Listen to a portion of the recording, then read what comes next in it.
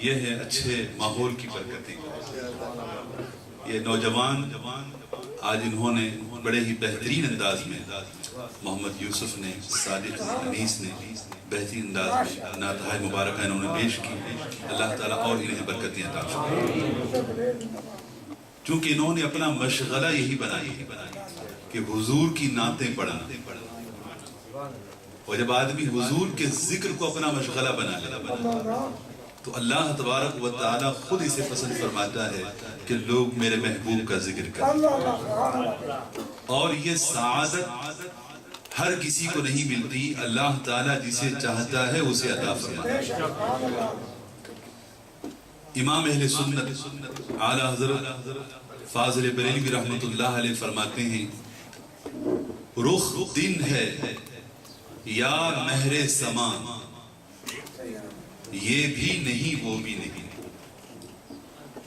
اے اللہ کے رسول، آپ کے چہرہ مبارک کو میں دیکھتا ہوں تو اسے میں یہ کہوں کہ یہ آپ کا چہرہ مبارک یہ دن کی طرح روشن ہے، یا پھر میں یہ کہوں کہ آپ کا چہرہ مبارک آسمان پر چمکنے والے چاند کی طرح روشن منور ہے. آپ فرماتے ہیں رخ دن ہے یا مہر سما، یہ بھی نہیں وہ بھی نہیں. اس لیے کہ دن نہ تھا، یہ چاند نہ تھا، اے محبوب آپ کے نور مبارک سے اللہ نے دن کو بنایا اور چاند کو بنایا. تو رخ دن ہے یا مہر سما، یہ بھی نہیں وہ بھی نہیں.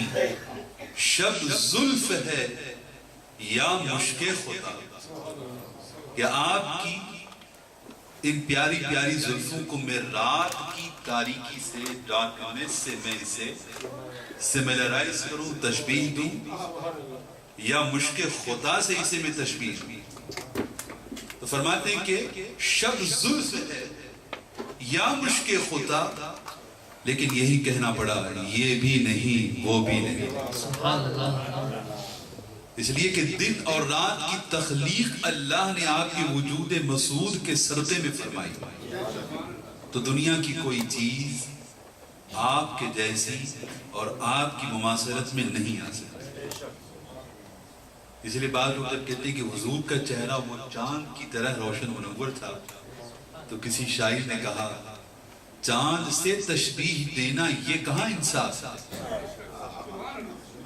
آپ یہ کہیں کہ حضور کا چہرہ چاند کی طرح تھا، سو چاند سے تشبیہ دینا یہ کہاں انصاف ہے. چاند میں تو داغ ہے، ان کا چہرہ صاف ہے.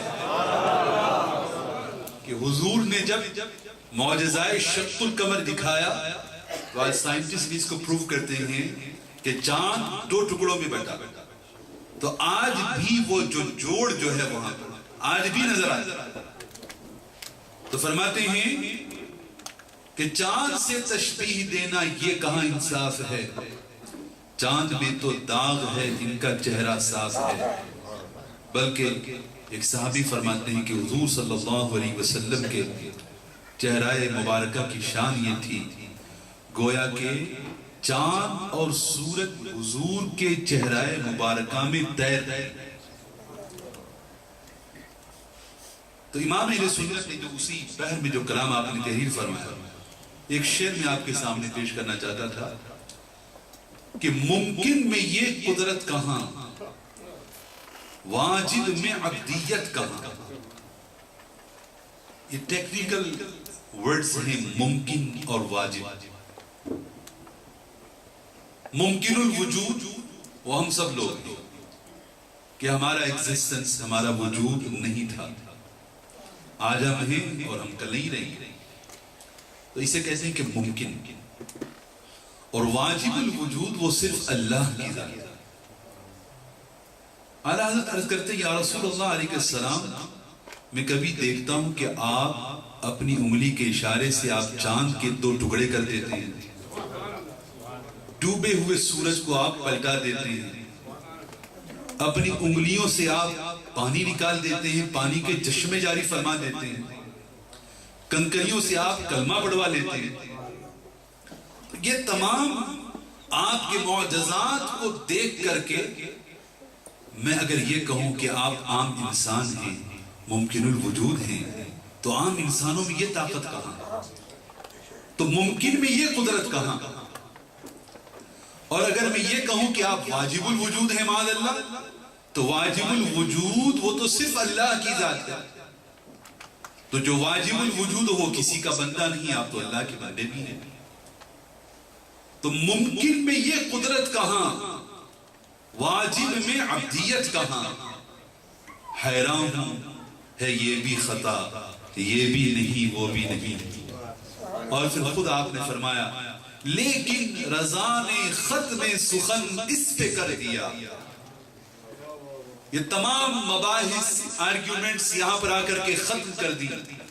لیکن رضا نے ختم سخن اس پہ کر دیا.